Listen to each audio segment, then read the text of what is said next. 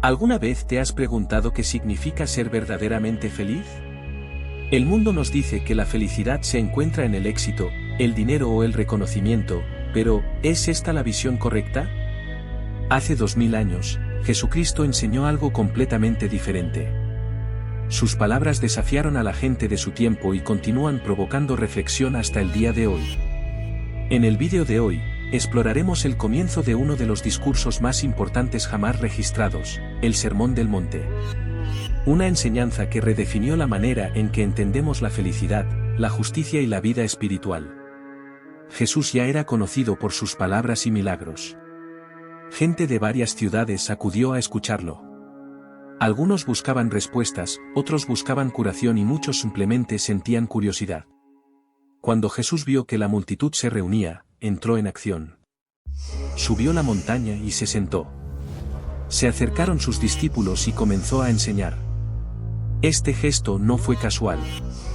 En la tradición judía, sentarse para enseñar era la postura de un maestro. Además, hablar desde un punto de vista más elevado le permitió que su voz llegara a un mayor número de oyentes. Se hizo el silencio entre la gente y luego Jesús habló. Sus primeras palabras no fueron las que muchos esperaban.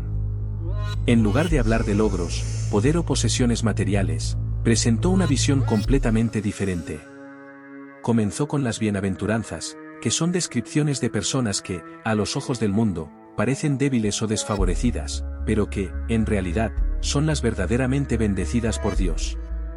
Bienaventurados los pobres en espíritu, porque de ellos es el reino de los cielos. Esta afirmación no habla de pobreza material sino de humildad. Los pobres de espíritu son aquellos que reconocen su dependencia de Dios. Entienden que no pueden salvarse por sí mismos y que necesitan la gracia divina. Bienaventurados los que lloran, porque ellos recibirán consolación. A primera vista, esta afirmación parece contradictoria. ¿Cómo puede la tristeza conducir a la felicidad? Pero Jesús no estaba hablando de cualquier tipo de sufrimiento. Se refería al dolor de quienes ven el pecado y la injusticia en el mundo y quieren un cambio. Dios promete consuelo para estos corazones atribulados. Bienaventurados los mansos, porque ellos heredarán la tierra. Ser manso no significa ser débil. Al contrario, es tener fuerza, pero saber controlarla. Es actuar con paciencia y amabilidad en lugar de reaccionar con agresión. Dios valora a quienes confían en Él en lugar de imponerse por la fuerza. Bienaventurados los que tienen hambre y sed de justicia, porque ellos serán saciados. No se trata solo de querer un mundo mejor, sino de tener un profundo deseo de justicia y de verdad. Dios promete satisfacer a quienes buscan la justicia con un corazón sincero. Las bienaventuranzas continuaron desafiando las ideas de la época. Lo que Jesús dijo era completamente diferente de lo que la gente esperaba oír. Pero sus palabras tenían poder. Cada frase era una invitación a ver la vida desde una nueva perspectiva. Bienaventurados los misericordiosos, porque ellos alcanzarán misericordia. En un mundo donde muchos buscaban venganza y retribución, Jesús enseñó un principio completamente diferente. Demostró que aquellos que eligen perdonar y mostrar compasión hacia los demás son los que verdaderamente recibirán misericordia de Dios. No se trata solo de actos externos, sino de una actitud del corazón. Bienaventurados los de limpio corazón, porque ellos verán a Dios. La pureza no se trata solo de los comportamientos visibles, sino de la intención detrás de cada acción. Jesús enseñó que no basta parecer justo ante los demás. Lo que realmente importa es la sinceridad interior. Solo aquellos que buscan a Dios con un corazón sincero podrán experimentar verdaderamente su presencia. Bienaventurados los pacificadores, porque ellos serán llamados hijos de Dios. Crear la paz no significa simplemente evitar el conflicto, sino tomar medidas activas para reconciliar y unir a las personas. En un tiempo marcado por divisiones y rivalidades, Jesús llamó a sus seguidores a ser agentes de armonía y comprensión. Bienaventurados los que padecen persecución por causa de la justicia, porque de ellos es el reino de los cielos. Esta fue quizás la afirmación más desafiante de todas. Seguir a Dios puede traer dificultades, rechazo e incluso persecución. Pero Jesús nos aseguró que aquellos que permanezcan firmes en la verdad tendrán una recompensa eterna. Jesús concluyó estas declaraciones enfáticamente. Alegraos y regocijaos, porque vuestra recompensa es grande en los cielos. La persecución, según él, no era motivo de desánimo, sino de alegría. Los profetas que vinieron antes también enfrentaron desafíos, y sus seguidores no serían diferentes. Después de enseñar sobre las bienaventuranzas, Jesús usó dos metáforas poderosas para describir el papel de sus discípulos en el mundo. Él dijo, vosotros sois la sal de la tierra. En aquella época, la sal era esencial para conservar los alimentos y añadir sabor a los alimentos. Jesús comparó a sus seguidores con la sal porque debían tener un efecto transformador en la sociedad. Así como la sal evita que los alimentos se echen a perder, despojar a los demás, los discípulos deben impedir la degradación moral. Así como la sal realza el sabor, los seguidores de Cristo deben darle significado y propósito a la vida. Pero Jesús también dio una advertencia. Si la sal pierde su sabor, para nada sirve, sino para ser tirada y pisoteada por los hombres. Esto significa que un discípulo que no cumple su misión pierde su utilidad. La fe no puede ser solo algo interno, sino que debe tener un impacto en el mundo que nos rodea. Inmediatamente después, hizo otra declaración, vosotros sois la luz del mundo. Una ciudad sobre una colina no se puede ocultar. Así como una lámpara no se enciende para colocarla debajo de un canasto, sino en lo alto para dar luz a todos los que están en la casa, así también los seguidores de Jesús debemos brillar. Vuestras buenas obras deben ser visibles, no para que vosotros recibáis gloria, sino para que Dios sea glorificado. Jesús dejó claro que sus seguidores no podían vivir demasiado escondidos o discretamente. Así como la luz no se puede ocultar, la fe debe demostrarse con acciones. Pero también advirtió que el objetivo no era recibir alabanzas o reconocimiento humano, sino reflejar la gloria de Dios para que otros pudieran conocerlo. Después de enseñar sobre las bienaventuranzas y el papel de sus discípulos en el mundo, Jesús abordó un tema crucial. Muchos podrían pensar que él estaba trayendo una nueva doctrina para reemplazar las sagradas escrituras de Israel. Pero él les dejó claro, no penséis que he venido para abolir la ley o los profetas. No he venido a abolir, sino a cumplir. Con estas palabras, Jesús afirmó que su misión no era destruir las enseñanzas antiguas, sino revelar su verdadero significado. Explicó que cada mandamiento tenía un propósito profundo y que nada quedaría sin cumplir hasta que todo estuviera completo. Su mensaje no fue un rechazo de las tradiciones, sino un llamado a comprender su esencia. Luego hizo una afirmación sorprendente. Si vuestra justicia no fuere mayor que la de los fariseos y maestros de la ley, no entraréis en el reino de los cielos. Para la gente de aquella época, esto parecía imposible. Los fariseos eran conocidos por su estricta obediencia a las reglas religiosas. ¿Quién podría ser más justo que ellos? Pero Jesús no solo estaba hablando de seguir reglas externas. Quería mostrar que la verdadera obediencia a Dios no se limitaba a las acciones visibles, sino que involucraba las intenciones del corazón. Para dejar esto claro, comenzó a dar ejemplos prácticos. Habéis oído que fue dicho a los antiguos, no matarás. Cualquiera que mate estará sujeto a juicio. Pero yo os digo que cualquiera que se enoje con su hermano quedará sujeto a juicio. Con estas palabras reveló algo profundo. El mandamiento no se refería solo a quitarle la vida a alguien, sino también al sentimiento que conduce al crimen. La ira, el resentimiento y el deseo de venganza son como semillas que pueden crecer y generar destrucción. Jesús enseñó que evitar la violencia externa no es suficiente. Era necesario transformar el corazón. Por lo tanto, dio una guía práctica. Si estás presentando tu ofrenda en el altar y te acuerdas de que tu hermano tiene algo contra ti, deja tu ofrenda allí delante del altar, y ve primero y reconcíliate con él. Luego regresa y presenta tu oferta. Esta instrucción fue revolucionaria. El templo era el lugar más sagrado para los judíos, y ofrecer un sacrificio era una de las prácticas más importantes de la religión. Pero Jesús dijo que la reconciliación venía antes del ritual. En otras palabras, Dios no solo quería ceremonias vacías, sino corazones transformados.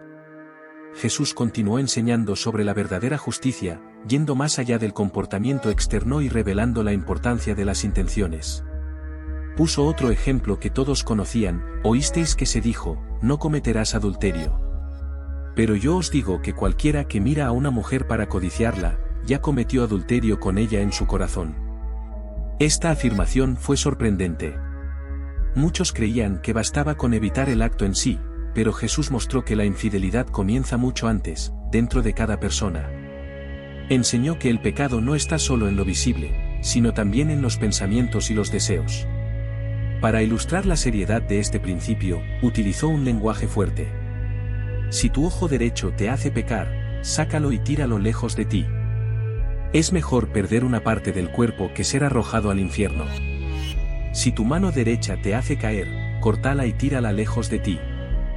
Jesús no estaba sugiriendo que alguien se hiciera daño literalmente a sí mismo.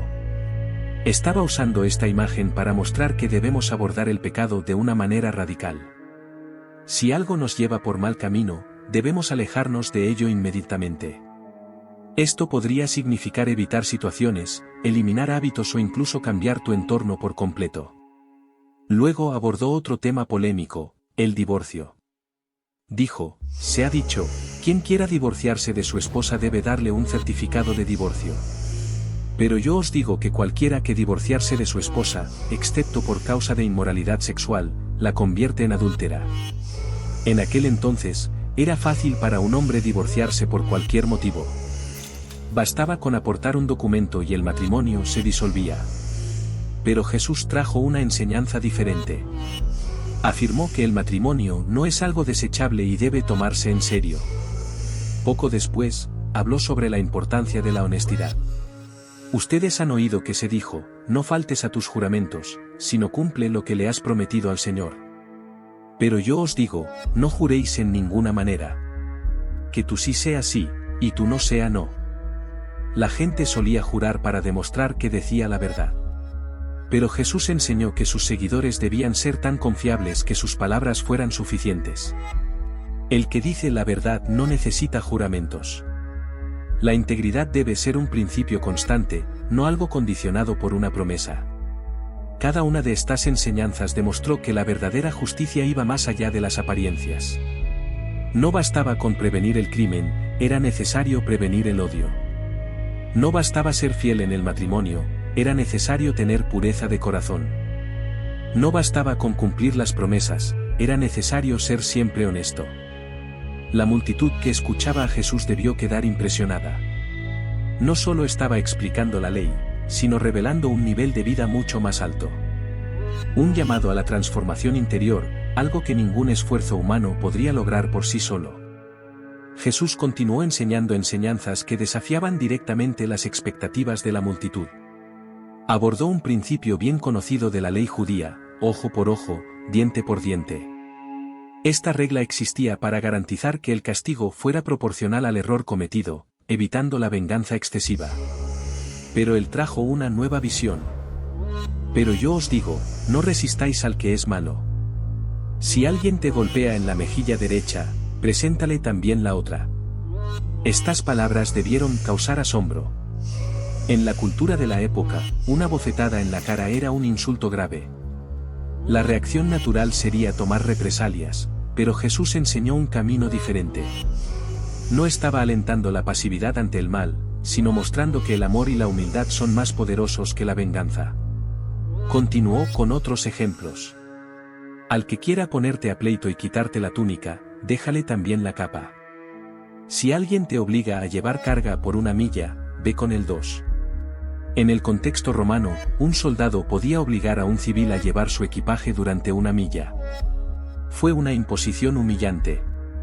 Pero Jesús enseñó que en lugar de resistir con ira, sus seguidores debían actuar con generosidad.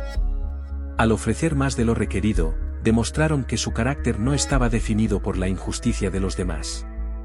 Da a quien te pide y no vuelvas la espalda a quien quiera tomar algo prestado. Esta enseñanza reforzó el principio de generosidad. En lugar de aferrarse a las posesiones materiales, Jesús llamó a sus oyentes a una vida de desapego y compasión. Luego vino una de las lecciones más revolucionarias de todo el sermón. Habéis oído que se dijo, amarás a tu prójimo y odiarás a tu enemigo. Pero yo os digo, amad a vuestros enemigos y orad por los que os persiguen. Esto era completamente contrario al pensamiento común. La mayoría de la gente creía que amar a los amigos y odiar a los enemigos era natural y correcto. Pero Jesús demostró que el verdadero amor no hace distinciones. Dios hace brillar el sol sobre los justos y los injustos, y sus seguidores deben reflejar ese mismo carácter. Si amáis solo a quienes os aman, ¿qué recompensa tendréis? Incluso los recaudadores de impuestos lo hacen. Y si saludáis solo a vuestros hermanos, ¿qué más hacéis? Incluso los paganos hacen eso. Con esto demostró que cualquiera puede ser amable con alguien que ya le agrada. El verdadero desafío es mostrar bondad hacia aquellos que nos tratan mal. Este tipo de amor no depende de las acciones del otro, sino de una decisión personal de actuar conforme al carácter de Dios. Sed, pues, vosotros perfectos, como vuestro Padre Celestial es perfecto. Esta perfección no significa la ausencia de defectos, sino un amor maduro y completo, que no se limita a quien lo merece, sino que se extiende incluso a los enemigos. Después de enseñar acerca de amar a los enemigos, Jesús pasó a otro aspecto esencial de la vida espiritual. Comenzó a hablar sobre la forma correcta de hacer el bien, advirtiendo sobre el peligro de buscar el reconocimiento público. Tened cuidado de no practicar vuestras buenas obras delante de los demás para ser vistos por ellos. Si hacéis esto, no tendréis recompensa de vuestro Padre Celestial. En aquella época, era común que algunas personas religiosas hicieran buenas obras de forma llamativa para impresionar a la gente. Pero Jesús enseñó que la verdadera bondad no necesita audiencia. Cuando des limosna a los necesitados, no toques la trompeta como hacen los hipócritas en las sinagogas y en las calles, para ser alabados por los hombres. Os digo la verdad, ya tienen su recompensa. Instruyó que la generosidad debe ser discreta, sin buscar aplausos. Lo importante era complacer a Dios, no para recibir alabanza. Pero cuando des limosna a alguien que padece necesidad, no sepa tu mano izquierda lo que hace tu mano derecha, para que tu limosna sea en secreto. Entonces tu Padre, que ve lo que se hace en secreto, te recompensará. El mismo principio se aplicó a la oración. Y cuando oréis, no seáis como los hipócritas. Les gusta rezar de pie en las sinagogas y en las esquinas de las calles para ser vistos por los demás. Jesús demostró que la oración no debe ser un espectáculo. La verdadera comunión con Dios no necesita ostentación. Pero tú, cuando ores, entra en tu aposento, cierra la puerta y ora a tu Padre que está en secreto. Y tu Padre, que ve lo secreto, te recompensará. También advirtió contra el uso de palabras vacías y repeticiones mecánicas. La oración no era una cuestión de cantidad de palabras, sino de sinceridad. No repitas siempre las mismas cosas como lo hacen los paganos. Creen que serán escuchados por las muchas palabras. No seáis como ellos, porque vuestro Padre sabe lo que necesitáis antes que vosotros se lo pidáis. Fue en este momento cuando Jesús enseñó el Padre Nuestro. Una oración sencilla pero profunda que mostró la importancia de acercarse a Dios con humildad, reconociendo su voluntad, pidiendo provisión y buscando perdón. Concluyó esta parte del sermón hablando sobre el ayuno. Cuando ayunéis, no pongáis cara triste, como los hipócritas, que demudan sus rostros para hacer ver a los hombres que ayunan. La práctica espiritual debe ser entre la persona y Dios, sin intención de demostrar superioridad. Con estas palabras, Jesús enseñó que la verdadera espiritualidad no está en la apariencia, sino en la intención del corazón. Llamó a sus seguidores a un compromiso genuino con Dios, lejos de la hipocresía y del deseo de aprobación humana. Sus palabras han atravesado siglos y continúan desafiando y transformando vidas hasta el día de hoy. Si esta enseñanza te hizo sentido, deja tu like, comparte este vídeo y suscríbete al canal para más contenido como este. Nos vemos en el próximo vídeo.